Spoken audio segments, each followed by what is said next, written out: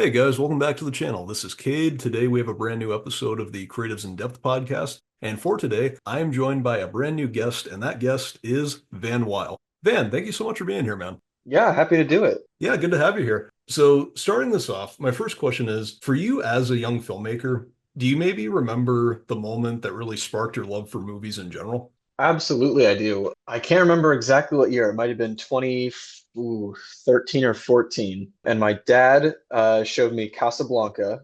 And then a day later, I watched Kill Bill. And for some reason, that just sparked something in me. I saw something, I don't know, I saw something new in both of them that I'd never seen before. And from then on, the rest is history. Yeah, I totally get what you mean. Well, and I'm curious, so growing up, was there ever a time where you had any other careers in mind, or was being a filmmaker really what you wanted to do before you started college? I had a few other ideas of what I wanted to do. One of which would be forestry. I was really into forestry, and my mom, she worked at a forestry complex, and so I was really interested in that. And then I was kind of a car guy, so I worked in garages here and there, and I kind of did it to support myself through high school and college. But it was never really, it was a hobby, not a passion. But I did a little theater for a while, and that really, I really loved a lot of aspects of that. But I liked, behind the scenes stuff more. And then as I got older, and a bunch of my friends in theater got more into film and they were sort of moving that area. I was like, well, I heard the call. I sort of was like, that sounds awesome. I want to do that. And when I realized that I could do that,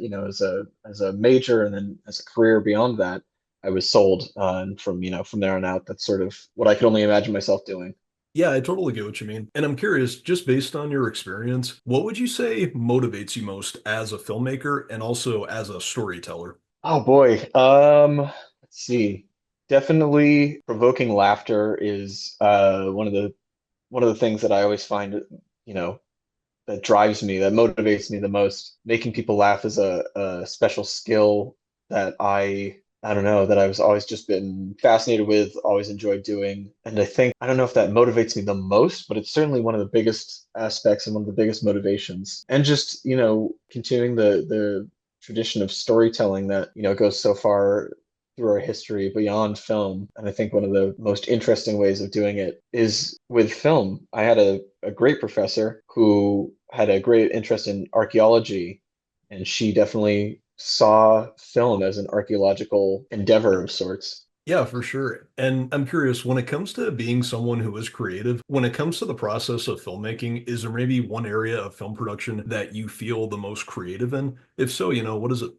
Definitely editing, definitely the editing process. I feel like you and me and many people in the film, world have seen those videos where people edit trailers of Christmas movies to look like horror movies. And I just think there's such an art and a finesse that, takes place when you're editing something, especially something that you shot yourself. I find that you can change the shape of something so much just in editing. That's where I really find is the most creative time, especially because I love graphics and graphic design and motion design and opening title sequences and stuff like that. I'm a huge fan of like old Bond movies that have those super long openings that are super intricate and animation like that. So that's definitely where I feel like the creativity for me comes through the most. Yeah, I totally understand. And I'm curious, so I don't think I've ever asked you this question. So, regarding the very first film-related project that you ever worked on, I'm curious, what was it and what was your experience like making it? And also, when you look back at it today, are you proud of it?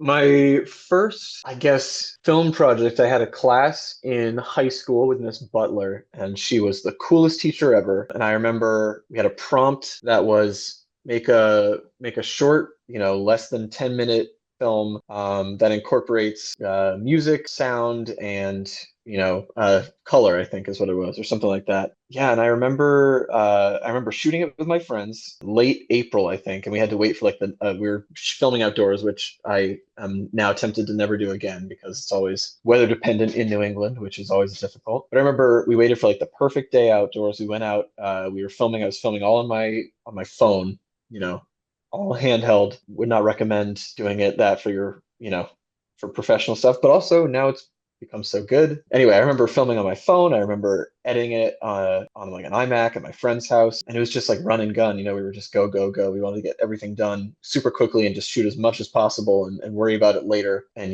yeah, I have really fond memories of that time, and that was really another huge discovery point. I would say I am proud of it. I really enjoyed, of course, I work with my friends a lot. That makes the process so much easier, and they're all film people, and they get what we're doing, and they have a similar vision. So I look back on that fondly, if naively, but I would definitely say I'm proud of it. I loved everything about it. Yeah, and when it comes to when you were studying film back in college, were there any classes or even projects that really helped you better understand which areas of film production you did want to explore most, or maybe any areas that you realized you didn't want to explore? Oh boy. I remember producing. I remember worrying about money when we got into larger productions was a huge part of it that I just didn't feel good about. I hated the business aspect of it.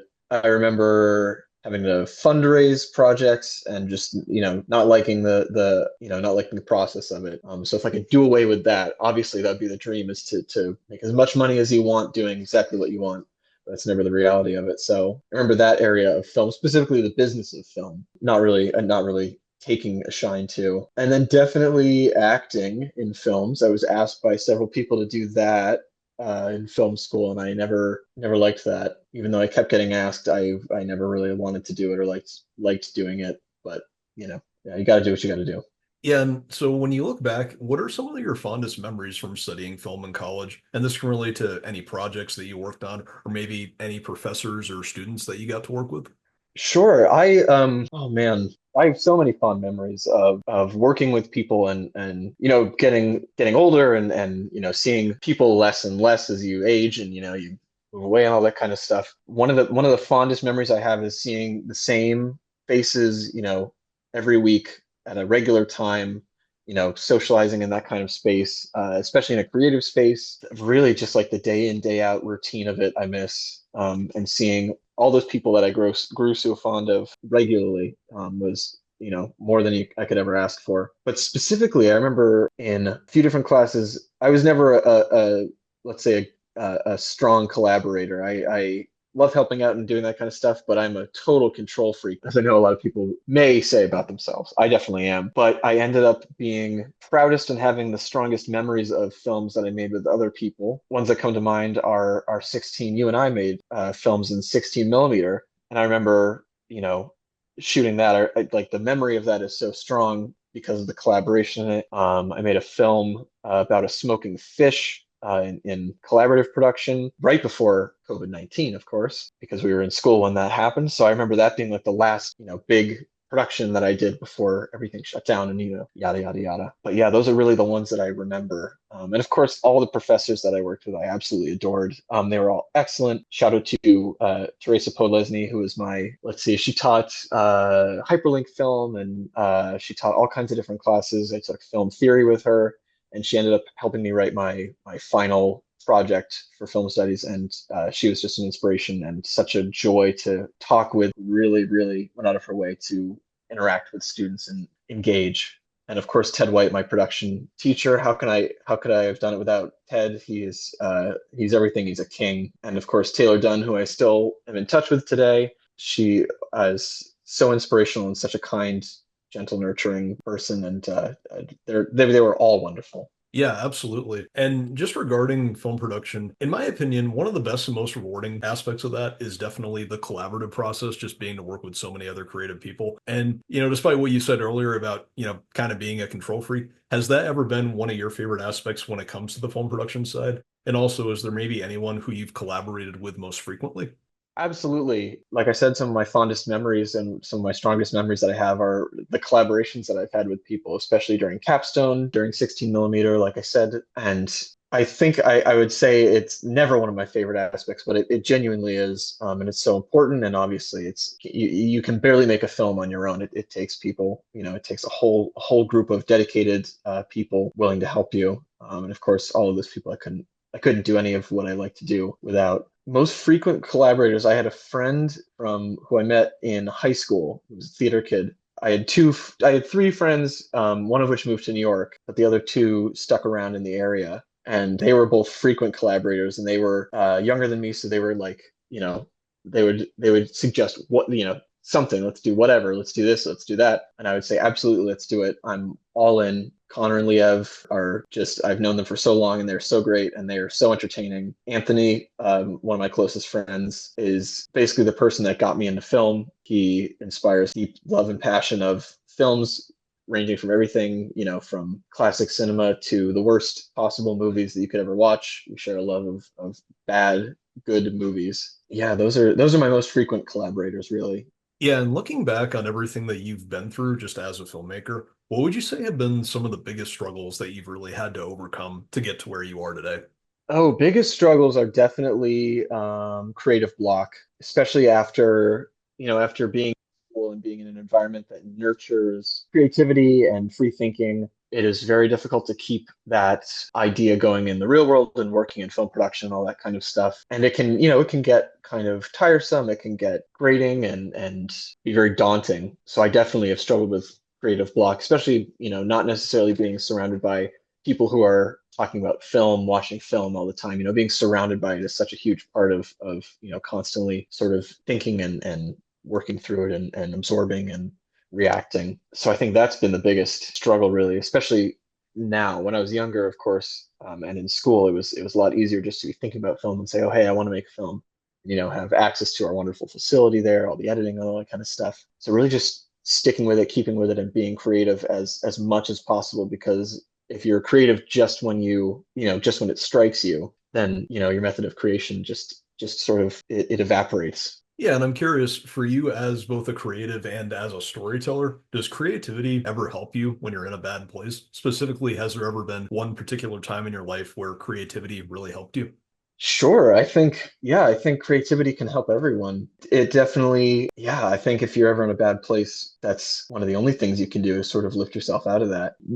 Whatever outlet you have. For us, it's, writing or filming or, something like that. Others, it's painting, it's music. Of course, one of the greatest things about film is that you can put any artistic outlet that you want into the matrix of filmmaking. It can be all about music, it can all be about visual, it can be about painting, it can be about light, it can be any one of the technical aspects that it takes to make a film. But absolutely, I don't know if I can think of a specific particular time. I mean, just every year in New England, there are very long periods of the winter where, there's not a lot of sunlight. The days are short, the nights are long, and definitely watching horror movies is a spirit boost, I find. I know a lot of people feel that way, so it's not necessarily a specific hard time, but every year there's like that late February, March time is the perfect boost, I think.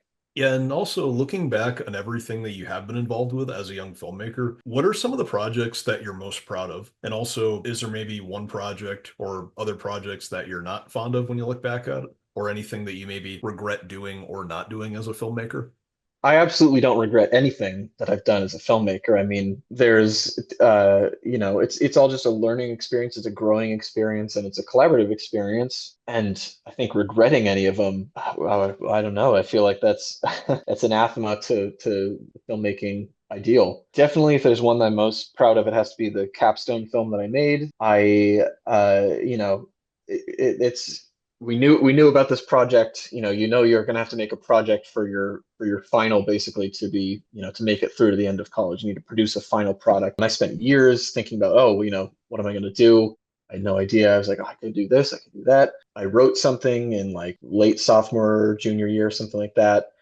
Presented it, and people were like, you should go with that. And so I'm just glad I listened and to the feedback and sort of went with my gut. I was just so proud of the whole experience. And of course, doing it very shortly after pandemic started, it acted as such a social device. I mean, I would see some of my closest friends once a week, for several months, for several hours a day, working creatively, collaboratively, thinking about, oh, how can we do this? How can we make this better? How can we adjust this to make a final product? And I think that's just, I'm just so proud of doing it in such adverse times. And, yeah, I wouldn't have done it any other way.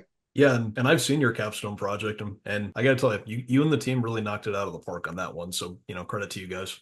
Oh, Cade, you're too kind. And props to you and your team. I saw your project as well, and just, excellence top to bottom. Thank you, man. I appreciate that. Yeah, and, one thing that did help is we both had the same producer, Hope Daly. Yes, we did. We also had Ted to help us, which, credit to him. He was fantastic. Yeah, and again, like the collaborative aspect of the filmmaking was not just the sitting there with the camera in a room with, all of our technology. It was sitting in a classroom, sharing scripts, reading it aloud, sharing ideas about what you wanted it to be and talking back with the class. And that's a huge part of the collaborative process that I hold so dear. And like you mentioned, Hope Daly really made all that come to fruition. She was such a help. But everyone in class, all the feedback, we took in, and we rethought things, we rewrote things. Yeah, it really was an excellent time, even though it was one of the strangest times of of our young adult life. But yeah, I look back on that very fondly. Yeah, me too. And my next question, I think I might know the answer to this already, but if you do get the opportunity to make your own feature in the future, what would your dream project be and why?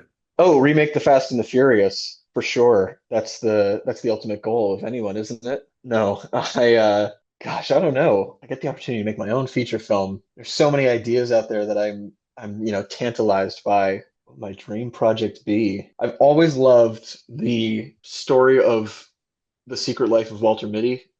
It's one of my favorite films. There's two versions of it, so I don't know if I'd remake it or make it again, but the idea of someone who's a daydreamer who always, sort of goes off into another world, into another realm, has these elaborate daydreams during their sort of, average day-to-day life. I don't know why that really spoke to me, but it did. So I think it would be some project like that, some wacky out there daydreaming fever dream.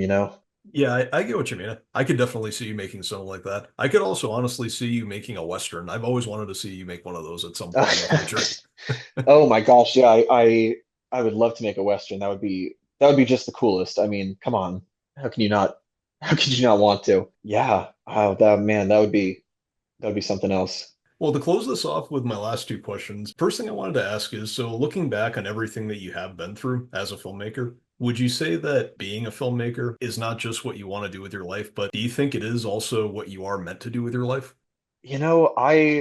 I think it's not necessarily through film. It's just that film is the ultimate, art form to express all the things that I like. I like clothes, I like costume design, I like architecture, I love set design. I love, abstract, beautiful, modern art, things like that, with graphic design and title design and opening credits and stuff like that. So it's just I love the design of things. I love the language of things, and the greatest, way to express that and to speak to people in that sort of way is through film. And I just think it's such an effective tool of storytelling and of sharing art and experience and beauty and wonder. Yeah, I don't know if I would ever think of doing something else. Yeah, and to close this off, any advice that you would give to other aspiring filmmakers and creatives out there, just based on your own experience?